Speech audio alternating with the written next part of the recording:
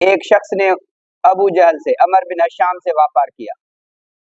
جب व्यापार کیا تو اس شخص نے آ کر کہا، مکے کے سردار کعبۃ اللہ میں بیٹھے تھے، ان کو کہا ابو جہل نے مجھ سے اونٹ خریدا ہے، اب مجھے پیسے نہیں دے رہا، آپ اسے کہیں، ٹال مٹول کر رہا ہے، کافی دفعہ میں حاضری بھر چکا ہوں. وہ دوسرے ملک کا تھا، اجنبی تھا. انہوں نے کہا بھائی ابو جہل بڑا دلیر ہے، چیف سردار ہے. اب چیف سردار کون گئے؟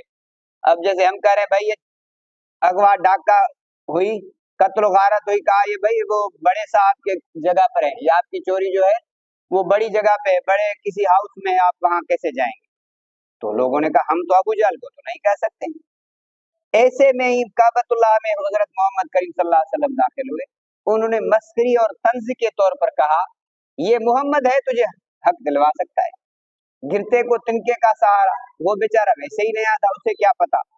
وہ حضور کے پاس گیا، حضور نے کہا چلو، ابو جہل کے پاس چل پڑے. ابو جہل کو بلوایا گھر سے، کہا اس کے پیسے تیرے اوپر ہیں، اس کا حق تجھ پر ہے؟ کہا، بولا دے دو. وہ گیا، پیسے دے دیے. یہ سردار بھی پیچھے تھے کہ ہم نے مسخری جو مذاق کی ہے دیکھتے ہیں کیا ہوتا ہے. اب وہ شخص بھی راہی چل پڑا، حضور بھی چل پڑے. انہوں نے پھر ابو جہل کی کلاس لی. تیرا تو محمد جانی دشمن ہے، ازلی دشمن ہے، ابدی دشمن ہے، تو نے اسے پیسے دے دیے. کہا آگ کے شعلے نظر آ رہے تھے، جیسے محمد نے بولا دائیں اور بائیں میں نے دیکھا آگ کے شعلے آ رہے ہیں، اگر میں نہیں دوں گا تو یہ آگ مجھے جلا دے گی.